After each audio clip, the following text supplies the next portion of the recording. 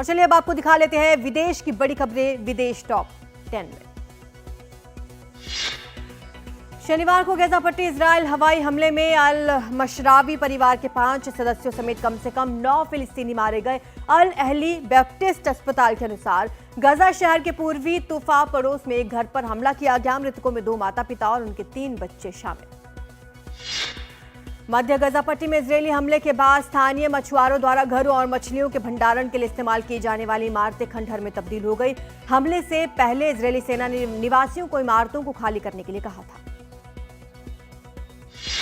शनिवार को उत्तरी गाजा पट्टी पर धुआं उठता देखा गया। फिलहाल इजरायल ने फिलिस्तीनी क्षेत्र में अपने हवाई हमले और सैन्य आक्रमण जारी रखे। दक्षिणी इजरायल से देखे गए धुएं का कारण अभी पता नहीं लग पाया है। इजरायल ने शनिवार को लेबनान पर हमला किया, जिसमें एक बच्चे समेत 2 लोगों की मौत हो गई। लेबनानी आतंकवादी समूह हिजबुल्लाह के साथ संघर्ष विराम के बाद से ये सबसे भीषण गोलीबारी थी।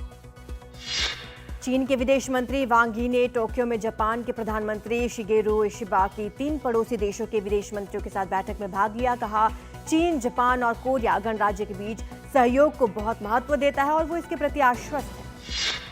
रूस के दक्षिणी शहर रोस्टोव ऑन डॉन में एक अपार्टमेंट बिल्डिंग पर शनिवार रात को यूक्रेनी ड्रोन ने हमला किया। हमले में 2 लोग घायल, कई अपार्टमेंट के सामने के हिस्से को नुकसान पहुंचा। देश के रक्षा मंत्रालय के अनुसार रात भर में रूसी क्षेत्र में 47 यूक्रेनी ड्रोन को मार गिराया गया। रूस ने दावा किया कि उसने एक यूक्रेनी युद्धक विमान और दर्जनों ड्रोन को मार गिराया, जबकि यूक्रेन ने कहा कि उसने कई रूसी हमलों को विफल किया।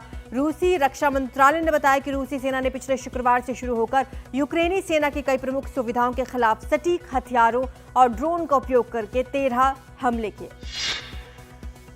चीन के विदेश मामलों के सहायक मंत्री लियो बिन ने कहा कि चीन उत्तरी तियानजिन नगर पालिका में आयोजित होने वाले आगामी शंघाई सहयोग संगठन शिखर सम्मेलन के लिए सभी तैयारी कार्यों को व्यापक रूप से आगे बढ़ा रहा है। चीन थीम के तहत राजनीतिक, सुरक्षा, आर्थिक और लोगों के क्षेत्रों में 100 से ज्यादा कार्यक्रम आयोजित किए जा रहे हैं। उत्तर कोरिया के नेता किम जोंग उन ने एक शीर्ष रूसी सुरक्षा अधिकारी के साथ बैठक के दौरान यूक्रेन में रूस के युद्ध के लिए अपना समर्थन व्यक्त किया। उत्तर कोरियाई और रूसी राज्य मीडिया ने कहा कि किम और सर्गेई शोइगु ने यूक्रेन में रूस के युद्ध, ट्रंप प्रशासन के साथ मॉस्को की बातचीत और कोरियाई प्रायद्वीप पर सुरक्षा स्थिति सहित विभिन्न मुद्दों पर चर्चा की।